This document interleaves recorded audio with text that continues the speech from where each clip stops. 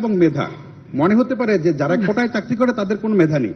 এখন আমার সামনে যদি দুইটা অপশন থাকে যে দুইজনই সমান মেধাবী, একজন মুক্তিযুদ্ধের সন্তান, একজন রাজাকারের সন্তান, আমি অবশ্যই মুক্তিযুদ্ধের সন্তানকে চাকরি অবশ্যই জি, সেটা একটা।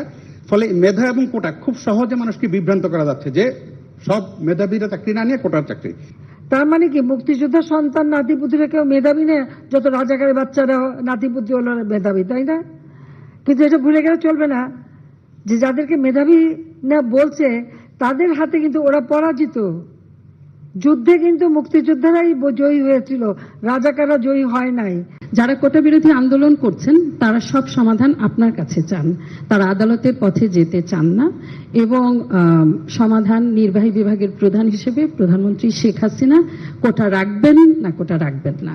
যারা আন্দোলন করছে তারা তো আইন মানবে না, আদালত মানবে না, সংবিধান কি তারা চেনে না।